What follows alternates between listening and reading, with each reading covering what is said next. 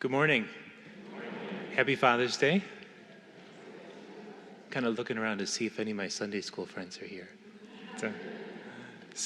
My name's Matt Riccione, and I'm really honored to have been asked to speak here today.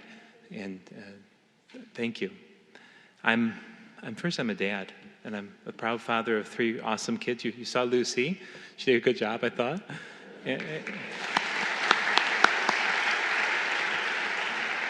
Now she's embarrassed. That's my job.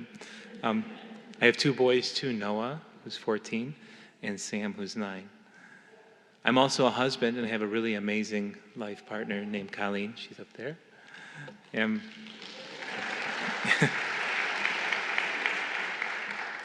And I have strong, caring parents and a big, extended family standing behind me.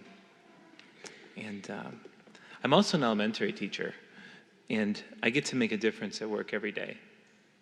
And that's pretty cool. In addition, I'm human, and I got lots of flaws. I can be selfish, often ignorant, misguided, wrong-headed, and I'm very privileged. Writing this really helped me realize, too, how often I'm unaware of that privilege, how it's invisible to me, and how good it is to see that and know that. I started life, little baby, and like most people, it's not what I meant. And we lived in a mobile home, my mom and dad and I. And a few years after that, they saved up and they bought a house in Auburn, New York. And when I was in 4th grade, we moved on to an even a little nicer, bigger house in the country outside Auburn, near Union Springs. I grew up really happy, for the most part, safe, food secure, loved and cared for. What I didn't see was how much sacrifice and struggle and work went into making that happen. So both of my parents were first-generation college students who grew up in working-class families. Both of my grandmothers and one of my grandfathers were first-generation Americans of immigrant parents. My grandma Riccione told me once when we were talking that when she was a girl, she had to pick cherries just to help her family. Like they would all go out and pick cherries and pick other fruit to help them, make it. She married Grandpa, and they raised 3 rambunctious boys on his pay as a barber. My grandma Topman grew up in foster care, and she has quite a story. But she turned out to be a very strong and proud woman who raised 4 children of her own. Her husband, my mom's stepdad, was a milk truck driver. So my parents came from really hardworking blue-collar families. And they worked super hard. And they both earned college degrees while at the same time giving us a joyful, middle-class life. I am deeply, deeply privileged because I've had 2 parents and an extended family who have loved me and were always there for me and continue to be. I know it's Father's Day, but I do want to mention my mom for a moment because she's part of who I became, and she's pretty cool. My mom blazed a trail for her family. She was the first to go to college. She's an amazing woman who loves more deeply than the ocean, and she gives welcome to everyone she meets.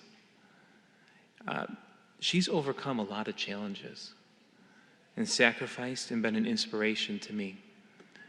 And I could talk for hours about her, but we're not going to do that. But how she's intentionally positive all the time. How she was a strong professional woman. And how she overcame growing up hardly knowing her father. And how I never had a clue of the challenges she faced. Because she was always, always, always loving, caring, a stable rock upon which my family stood. My mom's perhaps the most selfless and caring person I know. So I want to say thank you to her. She was here last night at church. And thank you, Mom. But today is Father's Day. And my dad's pretty awesome too. And we're going to talk about him a little bit. So my dad he's this kind man.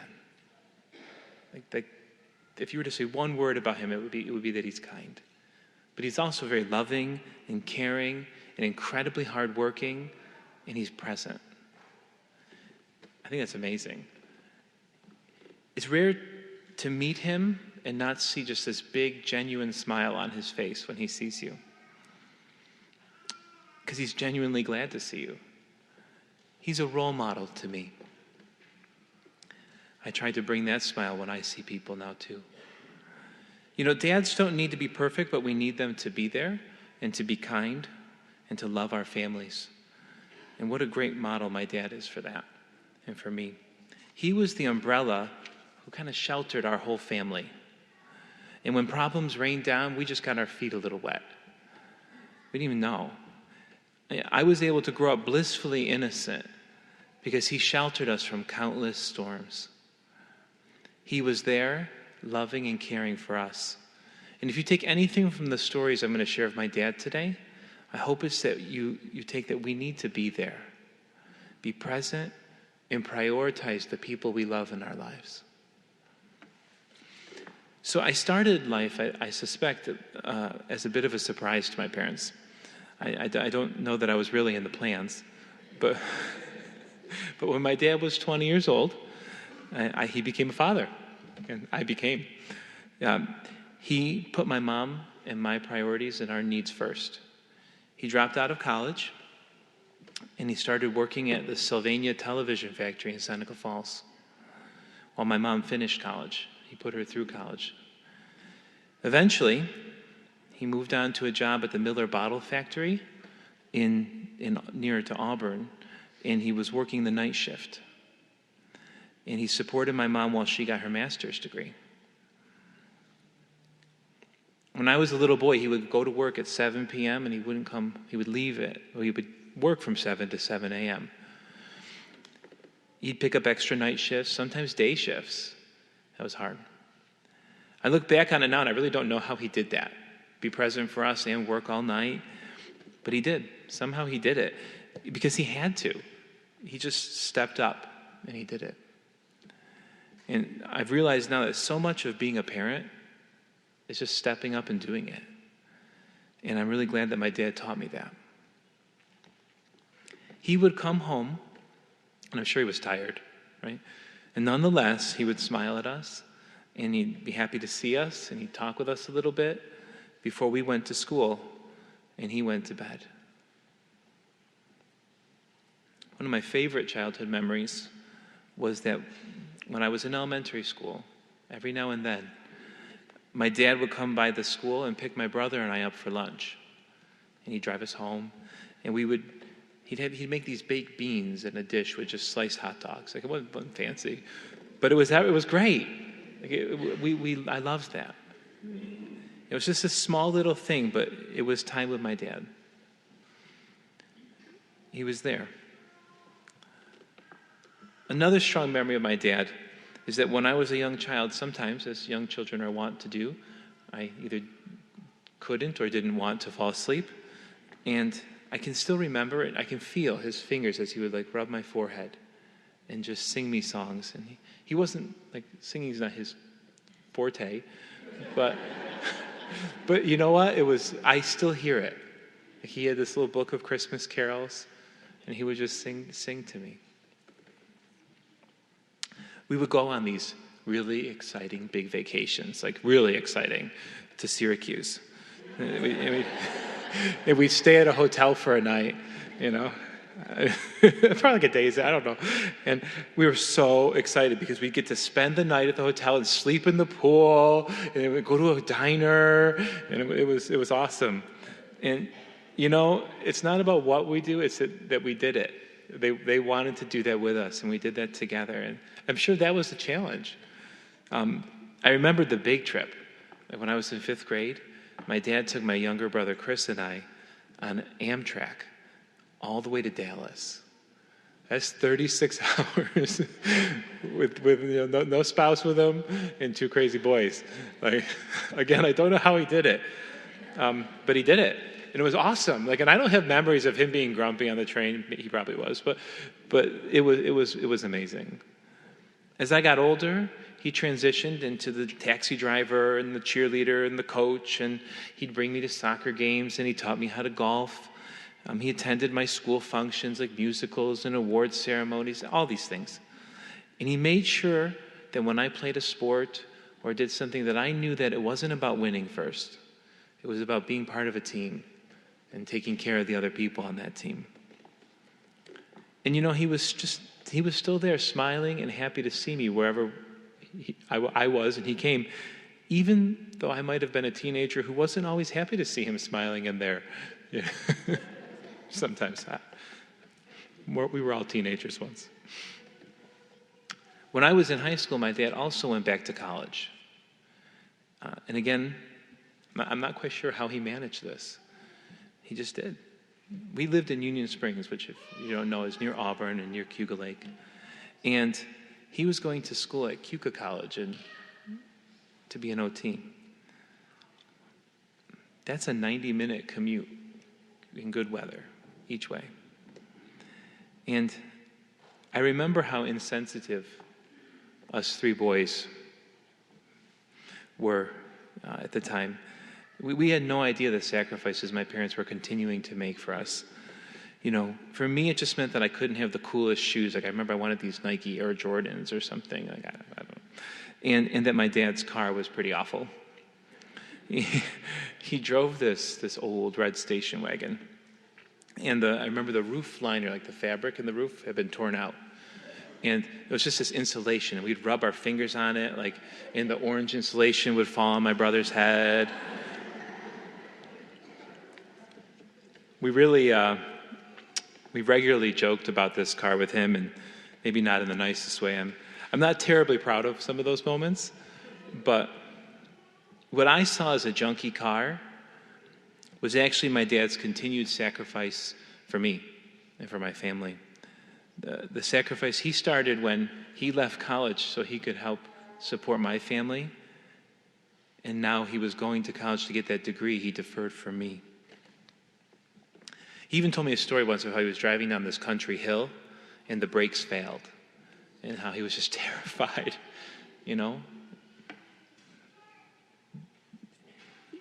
That car was just one of the many, many examples of him being there, leading by example, loving and sacrificing for his family.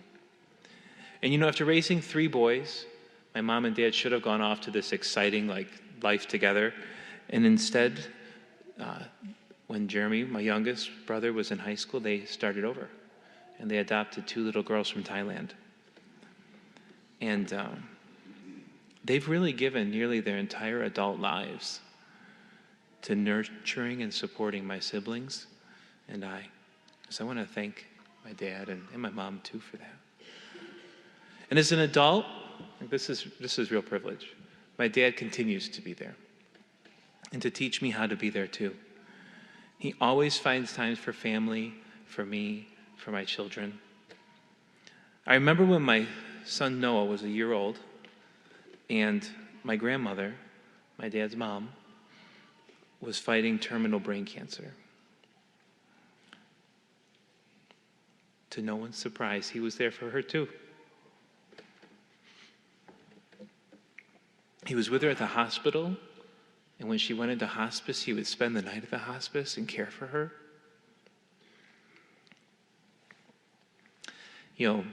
My dad might be the most gentle and caring man I've ever met or you'll ever meet.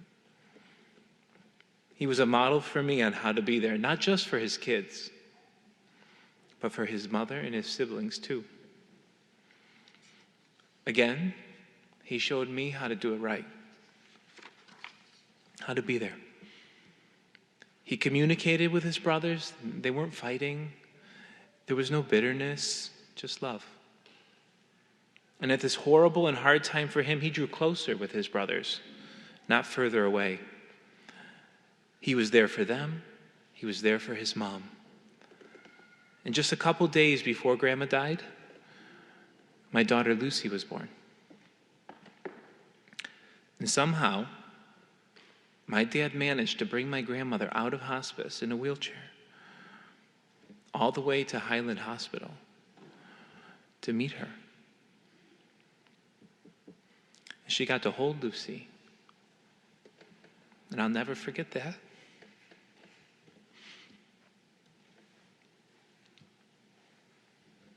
She passed away just a couple of days after that. But my dad's always there.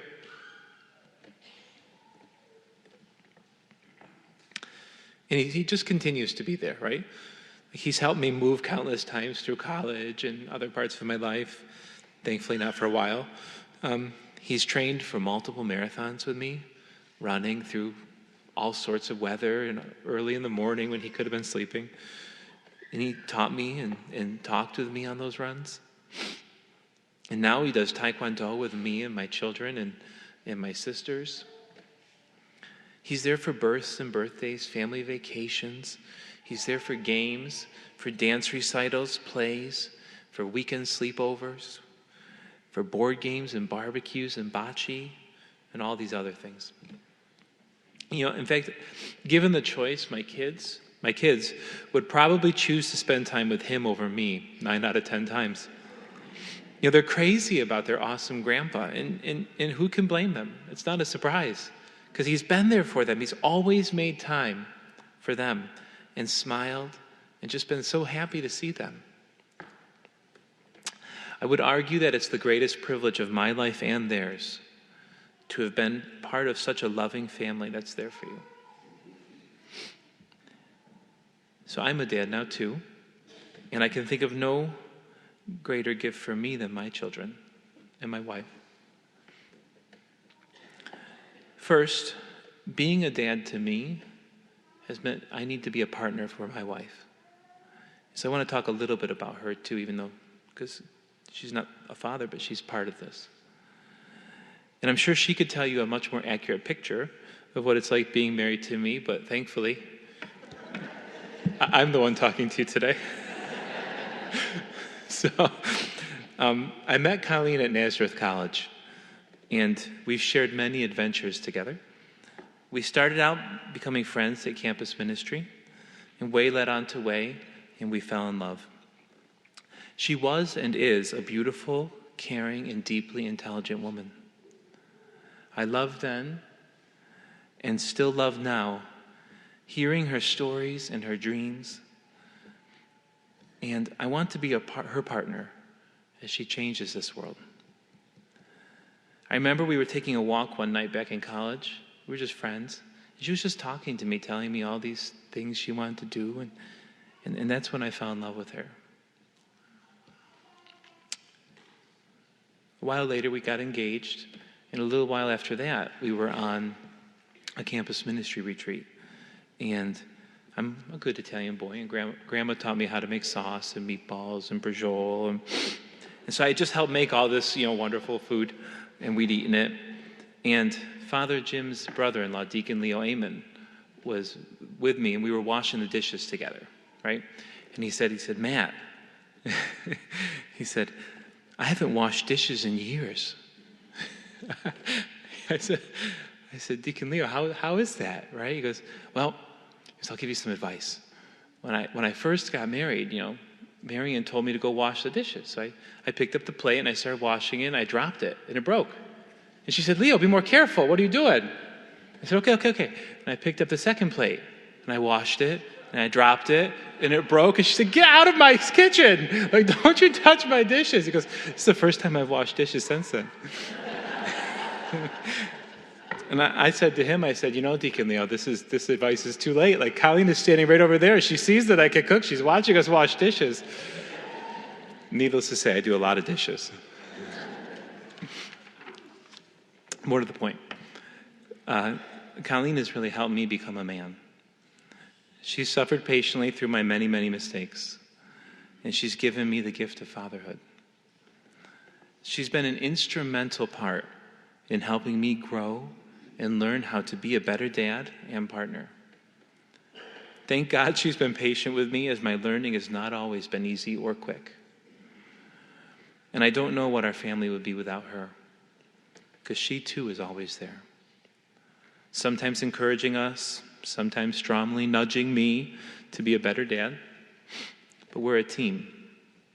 And I share this because I think it's of paramount importance for my children to see that I love and respect their mother. And I want them to know what a strong relationship looks and feels like.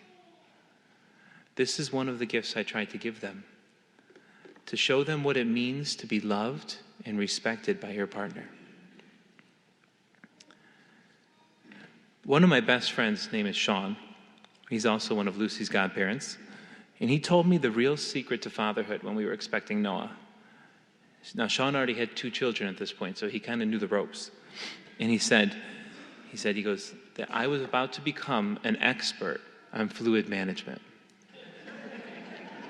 That I would be spending the next few years of my life managing and thinking about every possible fluid that should or should not go into or out of that child.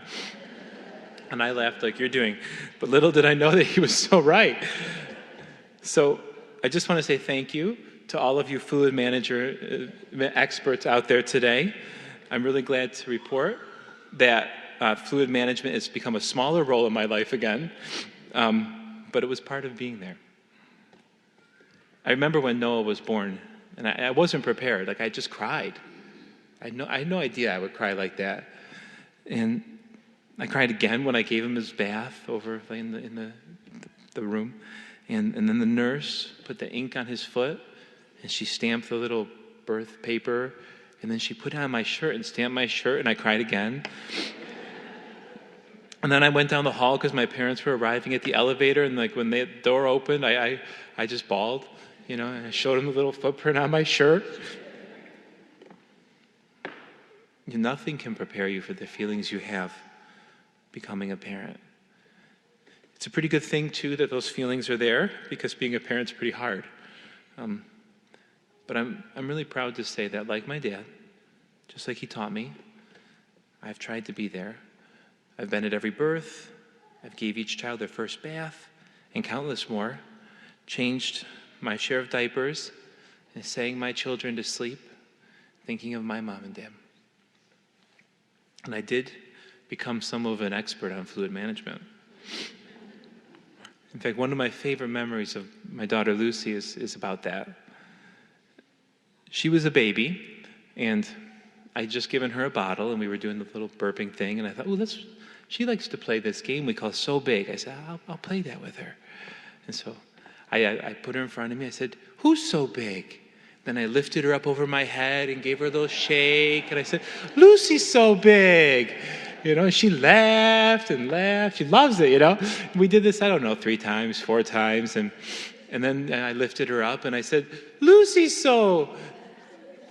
And I didn't say big. Her little tummy just couldn't take it anymore. It all came right down into my big mouth on that word, so. And, I might not have always been the smartest dad on the block. And, I've shared some proud moments, but there are many moments that I wish I could go back and change. Dads, you see, in particular this one, we're flawed people. We're fumbling around through this, and we're just learning as we go. Usually I try to be a patient person, but parenting still happens when you're exhausted and stressed and overwhelmed by life. And I've lost my cool. And I've yelled when I shouldn't have. I've made assumptions that were wrong. And I've been downright grumpy, maybe even mean sometimes. And I'm not proud of these moments, but I do want to own them. Sometimes Colleen is quick to let me know that I'm screwing up. She's even told me on occasion that I'm causing permanent damage to our children. She might be right. She probably is. She usually is. Don't tell her that.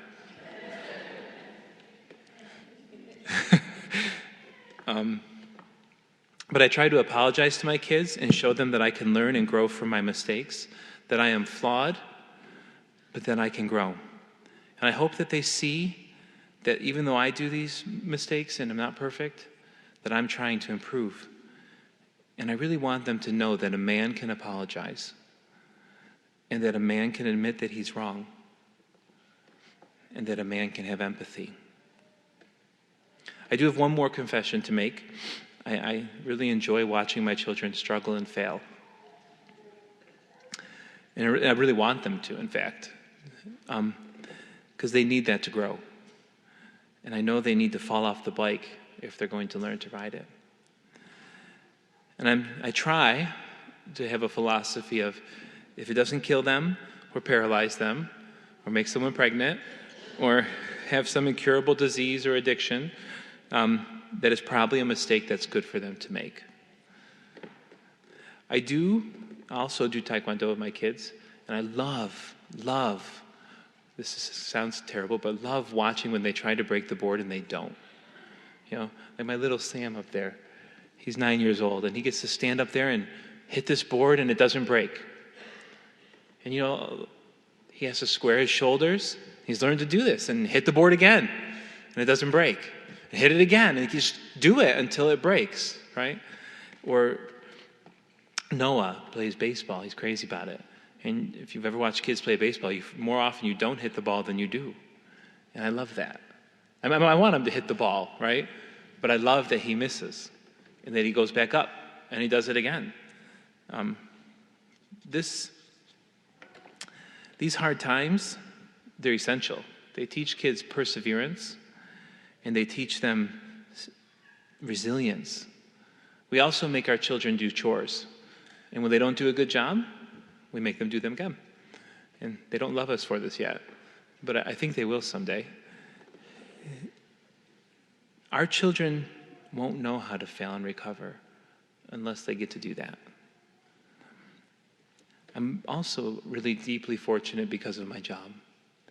As an elementary teacher, I get to impact the lives of countless children and families. And every day I get to see the power that loving, caring, and present parents have on their children, the impact that they have on those kids.